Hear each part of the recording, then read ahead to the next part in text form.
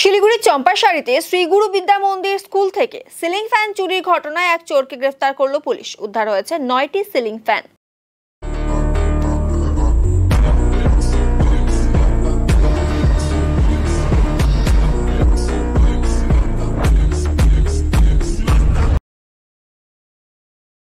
ধৃতের নাম শিবু পাল। জানা গিয়েছে গত 20 জুলাই শনিবার স্কুল ছুটি হওয়ার পর রবিবার বন্ধ ছিল। স্কুল ছুটি থাকার সুযোগে 12টি সিলিং ফ্যান চুরি করে চম্পট দেয় চোরের দল। সোমবার স্কুল খোলার পর চুরির ঘটনা নজরে আসে কর্তৃপক্ষের।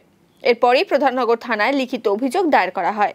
সেই অভিযোগের ভিত্তিতে তদন্তে নেমে প্রায় 1 মাস পর পুলিশ এক চোরকে গ্রেফতার করে। ধৃতের হেফাজত থেকে 9টি সিলিং ফ্যান উদ্ধার হয়। আজ ধৃতকে শিলিগুড়ি আদালতে পেশ করা হয়েছে। গোটা ঘটনার তদন্তে পুলিশ। জুলাই মাসে আমরা সোমবার দিন সকালে আমাদের স্টাফ ক্লাসরুমে দেখে যে আমাদের বিভিন্ন ক্লাসরুম থেকে 12খানা ফ্যান চুরি যায়। আমরা সেই মোতাবেক প্রধাননগর থানায় আমরা ফোন করি, ওনারা যান, ইনভেস্টিগেশন করেন। শুধু তাই নয়, সিসিটিভি ফুটেজ থেকে আমরা চোরকে শনাক্ত করতে পারি এবং সেই অনুযায়ী তারা আজকে আমাকে দেখেছেন এবং আমাদের দেখা গেল যে 9খানা ফ্যান তারা উদ্ধার করেছেন এবং সেটা আমি এটা আমরা 22 তারিখ জানতে পারি, সোমবার দিন সকালে। সোমবার দিন করানোর পরে আমরা সমস্ত ঘরগুলো তালা দিয়ে দিয়েছিলাম।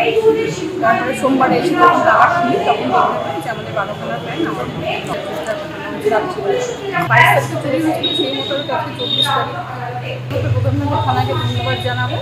সেই সঙ্গে মন্দির স্যারকে আমি আন্তরিক ধন্যবাদ জানাবো। উনি অফলাইনকে পরিশ্রম করে চোরটা ধরে দিয়েছে। শুধু চোরই নয়, আমার 9খানা ফ্যানও আমি করে দিয়েছেন। তার জন্য ওনাকে প্রধাননগর থানাকে আমি আন্তরিক অভিনন্দন এবং ধন্যবাদ জানাই।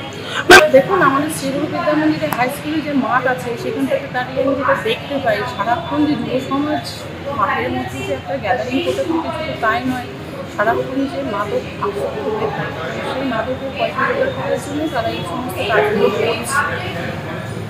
এই কারণে বলতে চাইছি সমাজ খারাপ দিকে যাচ্ছে, এদের অবশ্যই দরকার। আমি সকলের কাছে আবেদন করবো এই যুব সমাজকে ফিরিয়ে আনার জন্য, মসজিদকে ফিরিয়ে আনার জন্য আমাদের সার্বিক প্রচেষ্টা থাকে এবং থানা শুধু তাই নয়, আমরা লোকাল যারা প্রশাসক আছে তারাও একটা আমাদের হাত হালকে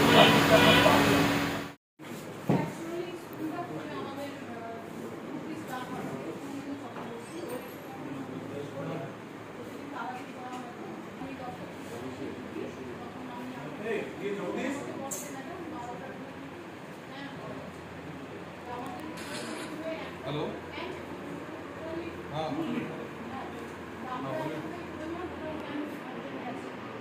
हाँ कैसे निकलेगा